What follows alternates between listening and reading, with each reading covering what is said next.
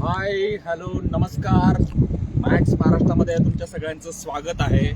आपण आहोत समृद्धी महामार्गावरती.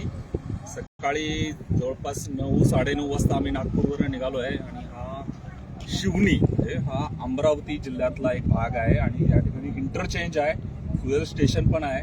तुम्हाला सगळ्यांना उत्सुकता असेल जो काही महत्वाकांक्षी समृद्धी महामार्ग म्हणजे हिंदू सम्राट बाळासाहेब ठाकरे महाराष्ट्र समृद्धी महामार्गाच्या सभोवताली नेमकं काय आहे, कशा पद्धतीच्या सुविधा तयार होत आहेत. वास्तविक पाहता मागील काही दिवसांमध्ये याबाबत लोकांच्या मनामध्ये संभ्रम होते. याबाबत काय नेमकी सुविधा आहे. जवळपास 701 किलोमीटर म्हणजे शिर्डीपासून तुम्ही निघता तर थेट नागपूरपर्यंत जाऊन पोहोचता अशा पद्धतीचा हा महामार्ग आहे आणि या महामार्गावरती अनेक सुविधा आहेत. महाराष्ट्र रस्ते विकास महामंडळ म्हणजे MSRDCच्या वतीने डेव्हलप केलेला आहे. अनेक इंटरचेंजमध्ये हा कन्वर्ट केलेला आहे.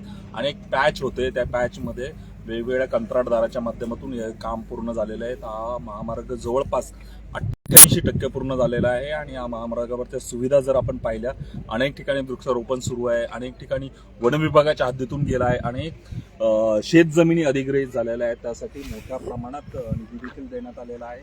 आणि जर आपण पाहिलं तर हे जो काही शिवनी या ठिकाणी हा इंटरचेंज आहे, त्या ठिकाणी गाड्या येऊन थांबतात आणि या ठिकाणी भरलं जातं.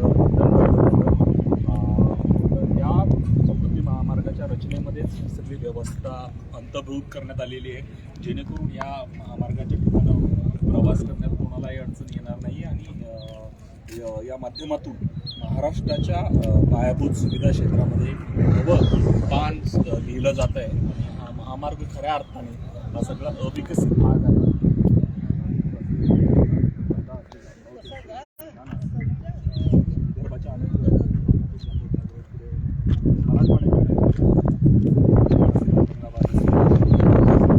नगरपर्यंत जाऊन पोहोचतो. महामार्ग पुढील काळात मुंबईपर्यंत जाणार आहे आणि त्यासाठीची सगळी व्यवस्था महाराष्ट्र रस्ते विकास महामंडळाच्या वतीने केली जात आहे. आपण आता या ठिकाणी इंटरचेंजवर आहोत. शिवनी या ठिकाणी तुम्ही जर नागपूरवरून येत असाल तर या ठिकाणी उतरू शकता. तुमच्या गाड्यांमध्ये फ्युएल तुम्ही भरू शकता. इलेक्ट्रिक चार्जिंग पॉईंट देखील आहे या ठिकाणी आणि इथून पुढचा प्रवास आपण करू शकतो.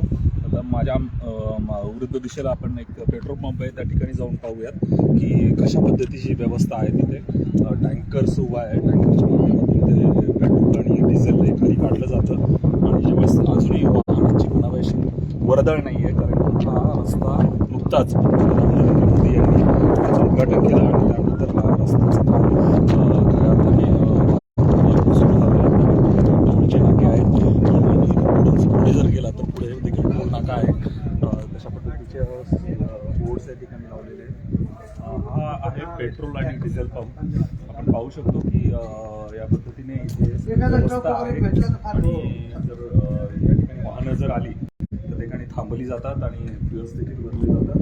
माझ्यासोबत अवधूत मोरे इथे पंप चालक आहेत आणि ते इथे पेट्रोल आणि डिझेलची व्यवस्था करीत असतात.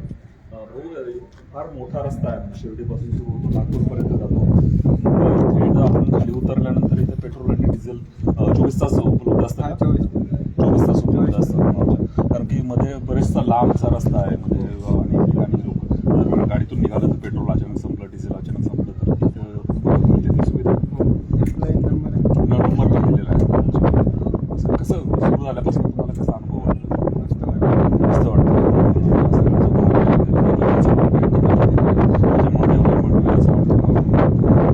या पद्धतीने एक प्रकारे विकासाचं नवीन चक्र या निमित्ताने तयार होतंय आणि ह्या सगळ्या अविकसित भागात या महामार्गाच्या निमित्ताने रोजगार तयार होतोय, पायाभूत सुविधा देखील तयार होत आहेत. भविष्यात देखील अनेक पद्धतीचे उद्योग येतील आणि खऱ्या अर्थाने या अविकसित मराठा आणि विदर्भाची प्रगती देखील होईल असंच म्हटलं जाईल. मी आमचे प्रतिनिधी अजिंक्य अडतेसह विजय गायकवाड तोच इथेच थांबतो. आपण पाहत राहा मॅक्स महाराष्ट्र. धन्यवाद.